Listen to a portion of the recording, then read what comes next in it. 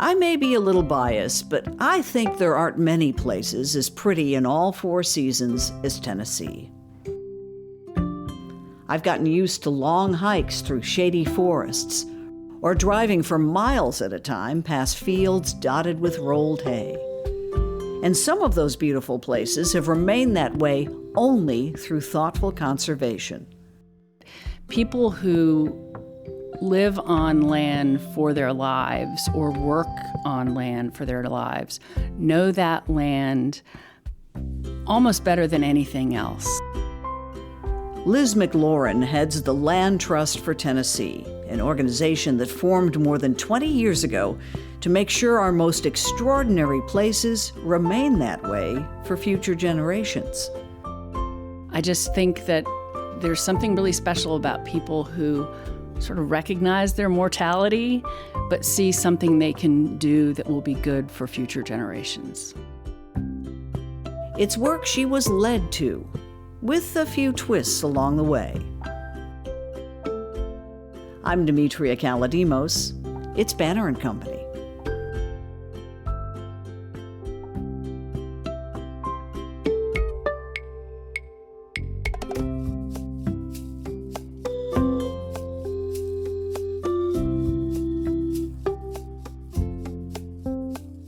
Well, welcome, Liz. Thank you so much, Demetria. Pleasure to be here. I know that college brought you to Tennessee originally. How did you choose Sewanee? That's a great question. Actually, I was touring with my family to different schools, and I had been at Sewanee looking at St. Andrews for boarding school. And when I was there for boarding school, it was socked in with fog. I thought, there's no way, I can't see anything. No way, I'm not going here. And I didn't want to go look at Sewanee because of that experience. I thought, why would I want to go back there? And when I got there that time, it was bright and sunny, and I could see this extraordinary campus. It's so beautiful. It was 10,000 acres. And I decided the moment I stepped foot on campus that was my place. And it was an extraordinary experience to be there. Was it almost like theme music was playing? It was sort of like that, yeah. I mean, there was something about that place. And what the architecture is one thing, but just the beauty of the Cumberland Plateau and the vistas and, all of the coves that you could, I just had this feeling when I was there. So sense of place has always been important to me. Yeah. What was plan A? What was your initial first goal for what to do with your life? Gosh, well, I was an actor. Yep. So I was an actor and actually left Sewanee for a year to go work at Actors Theater in Louisville. And but I worked in New York, and I just didn't love the life. I didn't love the life of an actor, and never knowing what was going to happen and if something was going to close or you were going to get a part or not. And it was a different time then, too, to be a woman in that business. And so I left New York and just tried to figure out what I was going to do next. And I went back to Actors Theater of Louisville and talked to John Jory, who was the producing artistic director, and I said, I want to do what you do one day. What do I do? Run a company? Run a nonprofit, Lort D Theater. And I said, what do I do? What's my first step? He said, learn how to raise money. He said, you got the rest of it. Learn how to raise money. And I thought, okay. And I thought universities are good at raising money. I know that. And so that's what I did. I came and worked at Vanderbilt. So that brought me to Nashville. What was the first important lesson you learned in the world of raising money? To listen to people, and always be open to conversations with people about what they care about. And even if they're not things you care about, but it's fascinating to listen to people talk about what their experiences have been, whether it's during college or after college, or, during medical school, things I didn't go to medical school. I loved hearing stories. And I still do. I mean, it's genuine. fortunately, I am curious. So learning about people's lives, I think that was, and just being able to listen was the most important thing. You took kind of a winding route to the land trust is where you have landed. Yes. Now, how did that connection happen? Well, when I was at Vanderbilt, I worked on a reunion class, and it was Jeannie Nelson's class, and she was ended up being the founder of the Land Trust for Tennessee, along with Phil Bredesen and lots of other great people. And we kept in touch after that 1 year. And I remember sitting outside with her, outside being a key point at Vanderbilt University, helping her write letters to her classmates to raise money. And we really hit it off. And we stayed in touch. And so when I came back to Nashville, I went away for a while, came back, and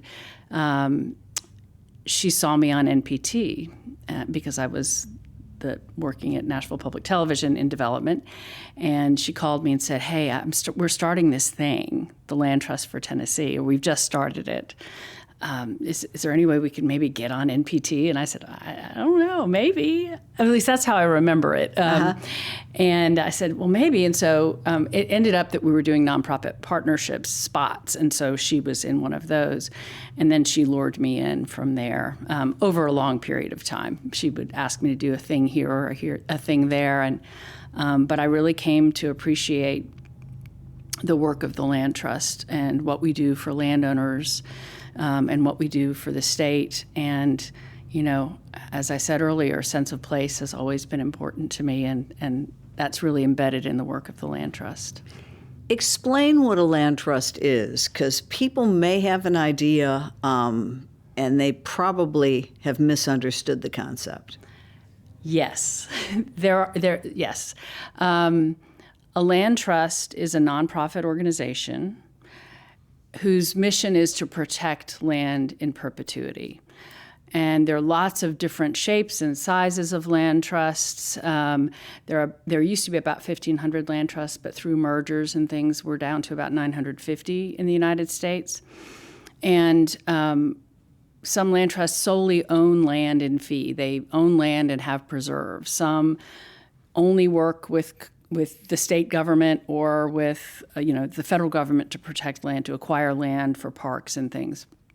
And some land trusts are really focused on private land conservation through conservation easements, which are agreements between a landowner and a landowner and a land trust that permanently limits development on the land. And we're sort of all of those things. Mm-hmm. So our primary tool is the donated conservation easement, which is that agreement I was describing. The second thing we do is we work with the state to help them acquire land. In fact, there's a big one in Davidson County that will be announced soon. That was a project that I've been eyeing for about 8 years, and that is closed and will become a part of a state park in Davidson County, which is exciting. And then, so we do that, and then we often will protect public land through a conservation easement. For example, Shelby Farms Park in Memphis, we hold an easement on that 4,000-acre public park.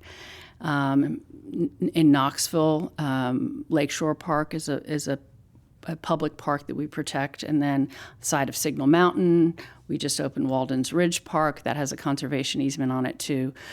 And usually the reason we do that, the reason we're asked to do that, is because a municipality or philanthropists are investing in that land and building out a beautiful park, and they don't want to see a future government decide to nibble away at it. Well, we need a school here. We need a this. We need a that. Everybody needs all those things, but not there. So does the land that is eyed to be preserved have to be extraordinary?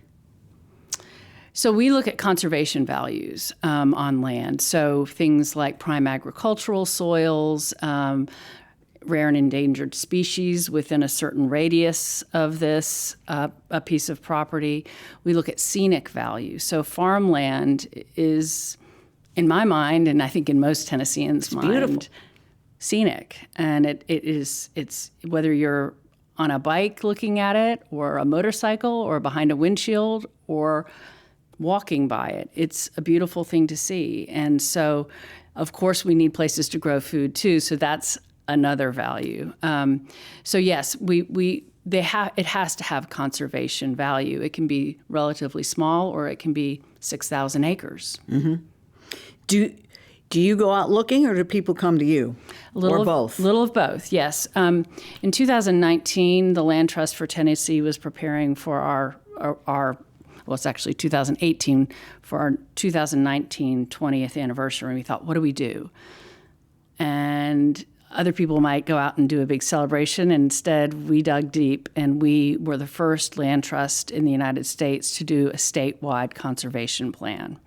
So looking at ourselves and our values, what's important through our mission statement, what are the important places in Tennessee to protect, and how do we, through both a qualitative and a quantitative way, both of those factors, how do we decide what is the most important land in Tennessee to protect? And so we've published Forever Tennessee, which is our statewide conservation plan. You can see it online at our website, landtrusttn.org. And it really shows what things matter, what kinds of places matter. And so we can actually score a parcel and see how high it scores with our metrics. So that's how we make a decision about a piece of land, and it is qualitative as well. You know, if it's important to a community, it may not have high conservation values, but that importance to a community is a value. So does money change hands, and does the land later generate property taxes, or is it completely off the books at that point? Well, most land that is a farmland or a forest or something is in greenbelt, so it doesn't really affect their property taxes generally.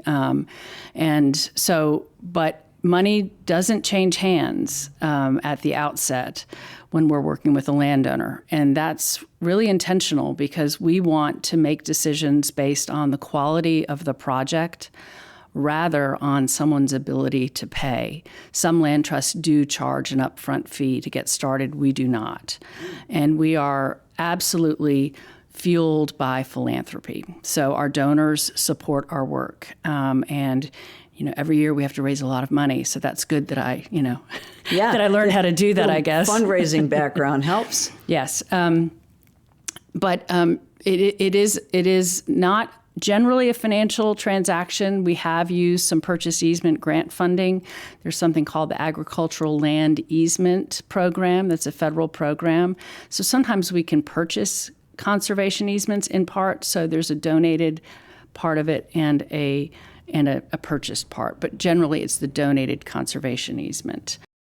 For folks here in Nashville, name some places that have been saved because of the land trust. Well, if you drive down to Williamson County and you drive through Franklin, you'll see Harlansdale Park, or the park at Harlansdale Farm. That is the central park for Franklin. That has a conservation easement on it. So you can actually step on that. You can go to pilgrimage and enjoy yourself there, or you can go picnic. But what you'll notice is there are no ball fields. It is a park for passive recreation and the horse. And so, in fact, at some point, someone asked if maybe the riding arena could, in the wintertime, become a hockey arena. And the answer was, will the horses be the ones wearing the skates? Horses for skates, right? Yeah. So that's one of the things that we protect there, is that tradition of the horse and just passive recreation. And then if you go a little further out, Leaper's Fork is where we began our work, and that's where we have the largest concentration of conservation projects in Williamson County. As you drive down Old Hillsborough Road, on the right, there's this huge pasture, this huge field. That is a conservation easement. That's one gateway. And then as you drive out of the village, headed south, on the left, you'll see Green's Grocery, and then Moss House, which is a little greenhouse. And then beyond that is the Cora Preston farm, and that's all protected. So that view of that gorgeous landscape with the creek running behind it and that iconic house, whether you're coming from north or south, will be that way forever. But I drive out there quite a bit, and I'm noticing more and more on my route, which is the Hillsborough Road headed south, there's a lot of construction. There's a lot of construction, and that's really key. Actually, that's a really good point. We work with willing landowners. Not every landowner is willing, and that's okay. You know, there are lots of places I would like to see not have a bunch of houses or a number of large houses, which is happening if you drive down there now. But we work with willing landowners, and everyone needs a place to live. So, you know, we're really focused on the landowners who want to conserve their land.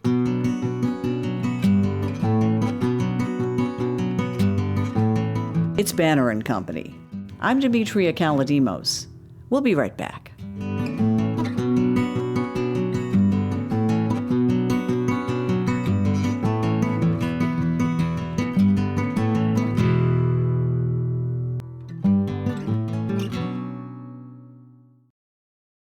Talk about that motivation. What makes a family want to hold on to? I mean, we still have our parents' house, and the 4 siblings, you know, we can't imagine anyone else living in it, which is probably economically dumb at this point, but there's something about the place you grew up. Yes, and you hit on it. I think that people who live on land for their lives or work on land for their lives know that land almost better than anything else. You know, they know where the tractor will get stuck. They know where the woodpeckers live. They know the seasons there. They know where the wildflowers change, where the right. And so they come to really love that place they tend. And I also would say our landowners are an interesting bunch because they see the life of the land beyond their own lives. And they're planning for that. And they want future generations to have the same experience or feeling that they do.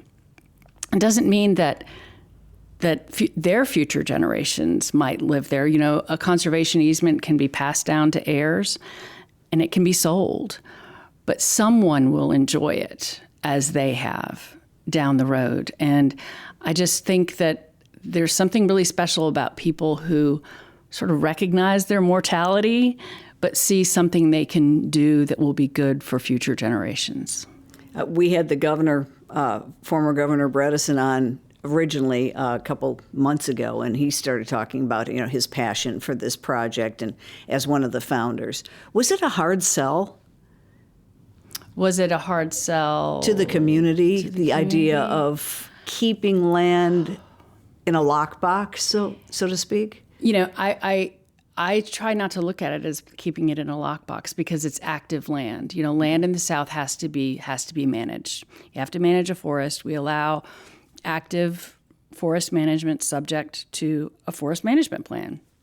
We encourage best practices on farmland, but it isn't locked up. It's alive. Okay. And I think there is a misconception. You know, there are land trusts that don't want you to cut a tree on the property.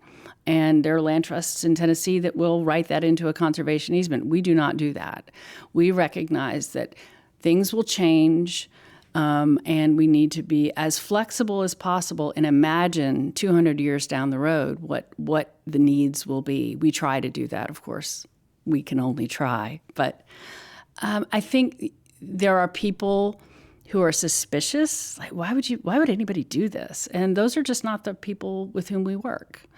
And again, it's a voluntary agreement. We're not telling anyone to do it. Yeah, and it's not all sentimental either. I mean, keeping land as is has a lot of implications, particularly for flooding. Absolutely. I mean, you know, Martin Brown Sr. was one of our founding board members, and he always wanted to know, how many miles of waterways have you protected now, Liz? What's the new number? And I'm sorry, I don't even know that today, but he would always ask me that question. I was always prepared for that, because absolutely, land and wetlands are the sponges that can help manage flooding, and that's a real problem in Tennessee.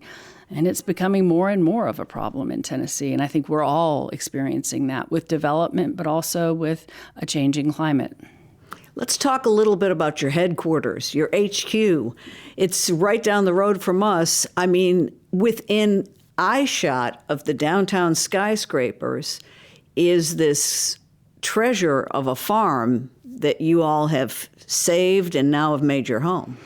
Yes, Glenlevin Farm is our home, and it's 4 miles from the center of downtown Nashville. That's 4,000 Franklin Pike, and that's why it's 4 miles.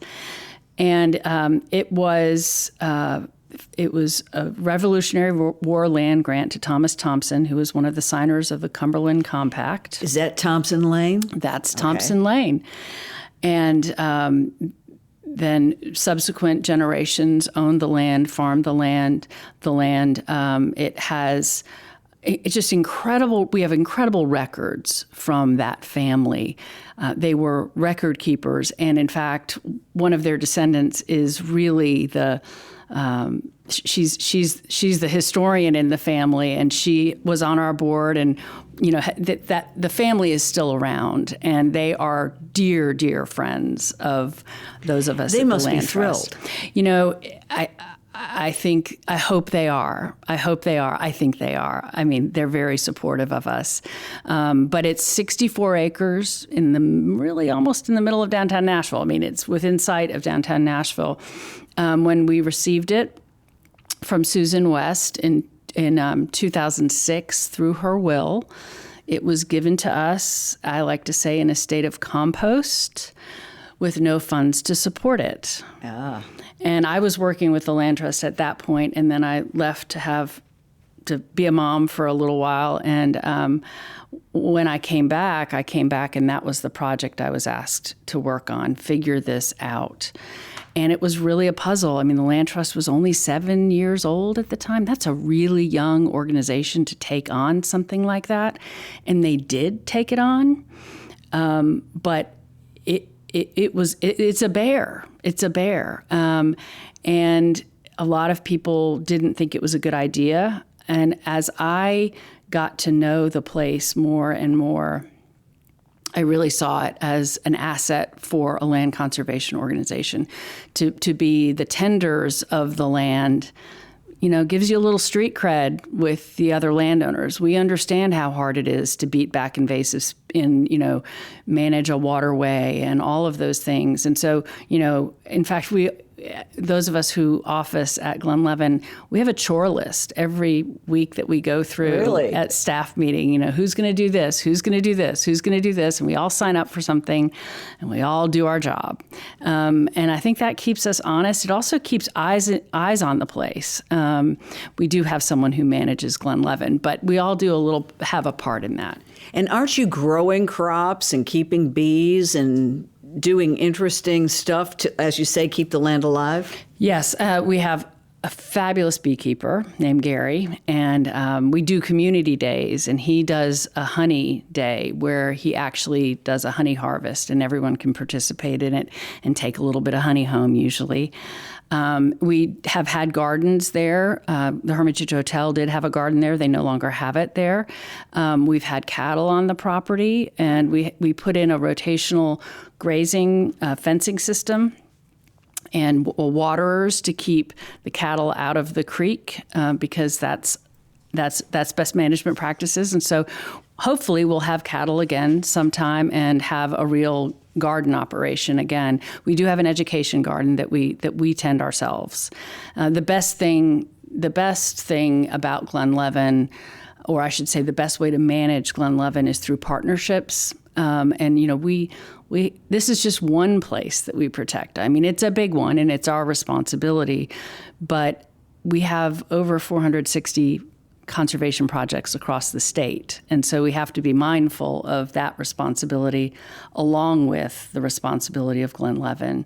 But it is an honor to have the opportunity to do that. And as I said, we're not open to the public all the time, but we do have community days. And people can go take pictures there too. I noticed that if you book a time and pay a fee, you can do your graduation photos or wedding or whatever. That's right. And, we've, just for your listeners, lots of music videos have been shot at Glenlevin.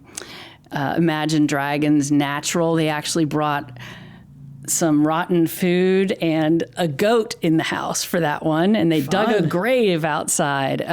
Taylor Swift has done 2 or 3 at Glenlevin, just lots of folks. So, and you can actually see those on our website. It's kind of fun. Great. Some other blue ribbon projects that you're really proud of. And again, we're talking about the Land Trust for Tennessee, not for Nashville. So this is statewide. That's right. Well, I think in southeast Tennessee, there's a neighborhood that's the Georgetown area, Georgetown and Birchwood in Hamilton County. There's some incredible farms there.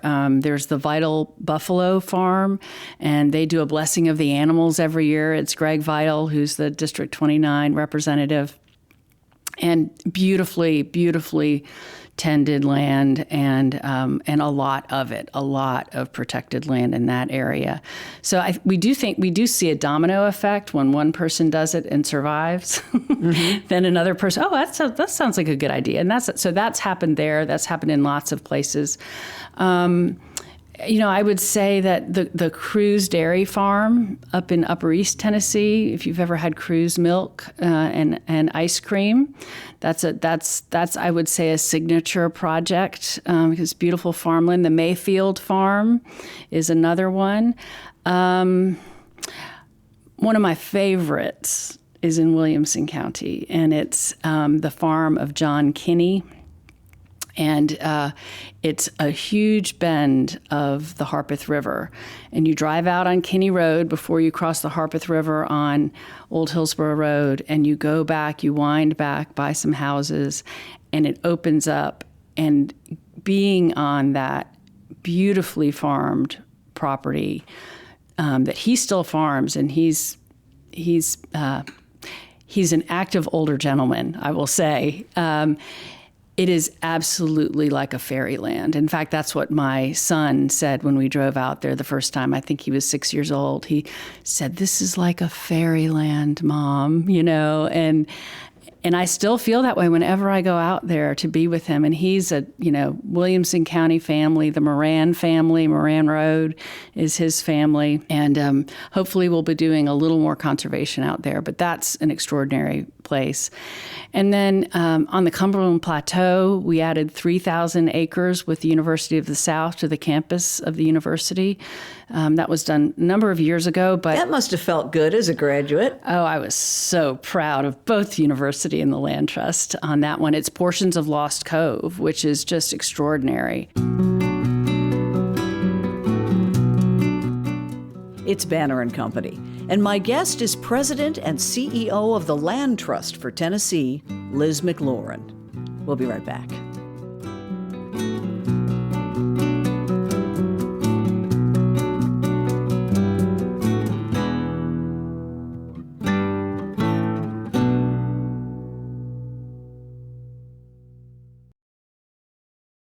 You must travel the state and look at it through different eyes.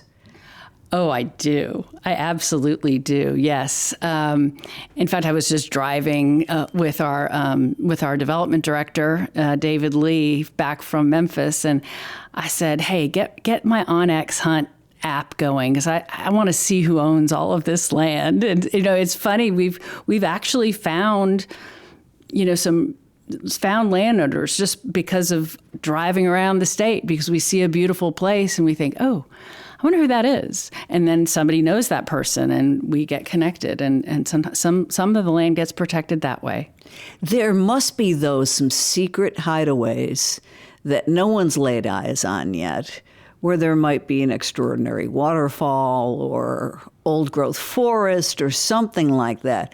What if people do know of a place that they think needs protecting? Well, they can always call us and let us know, but we really can't do much about that unless it's the landowner who calls us and cares about their land and wants to see it protected. And in a case like that, someone calls us and we send them a questionnaire. They answer some questions about the land, ownership, what are some of the features of the land, what do they wish for the land.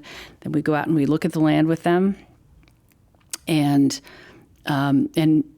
explain what we do, explain our process. Something that's good to remember, I think, is that we never want someone to do it too quickly. So you really, as we think it through, know your land before you make any permanent decisions. And it's voluntary. Again, we're not telling anybody to do anything, but we do want to make sure that the land, the limitations on the land will be something that will be comfortable for that landowner and subsequent landowners. Makes sense. Have drones made your world even more exciting? You know, drones are hard to deal with if you're trying to, make sure that that land is remaining as it should be. The best tool for that is boots on the ground and having a good relationship with the landowner. We do go out on all of our protected land once a year and visit with the landowner, learn if they want to make any changes, if they want to act on their right to build a barn, and usually just get to know them better every time we see them. And sometimes we're getting to know a new landowner because the land has been sold or it's been passed down to heirs. Can people change their minds? Not really. That's why it's so important. Yes, that's why it's so important. And our stewardship staff won't like me saying this, but we can amend an easement, but it's an amendment that's a net positive for conservation. Mm-hmm. So if someone wants to add land to their easement, we can do that. But generally, we don't amend easements. That's something that gets reported on our tax, on our 990, and so the IRS is aware of it, and so they may look into it, and that might not be good for the landowner either. So, you start out saying theater's going to be my thing. I'm going to be an actor. I'm going to own a company. Any regrets, or have you found sort of a new stage? Well, I act every day. I think we all act every day. Sure. We all do that. So that maybe has been helpful for me. But, I absolutely love what I do. And I love the people with whom I work. Our board is spectacular. Our staff is top-notch. And our landowners are so interesting to be around. So I feel like it's a cast of characters that I really, really enjoy being around. It's really an honor to have the opportunity to do this work and to see such incredible places that are important to people. Can you break any news, or is it still hush-hush, your next announcement? It's still hush-hush, but it's big. It's really big. We will stay tuned. Stay tuned, please do.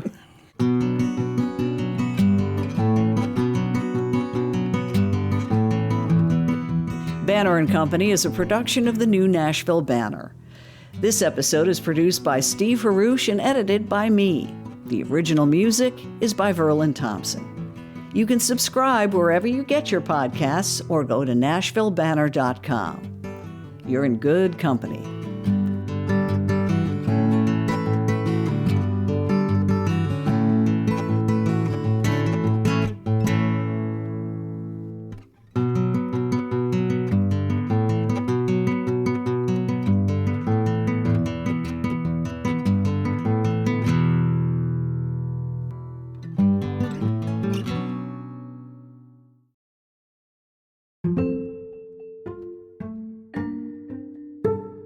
Our final question is in the fishbowl. Oh, and boy. You get to choose carefully.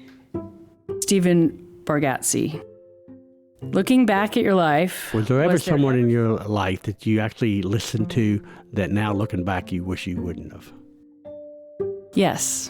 When I was an actor, I was waitressing. And there was someone in my life when I decided that I wasn't going to act anymore. This person said, you know, you really should just keep acting, and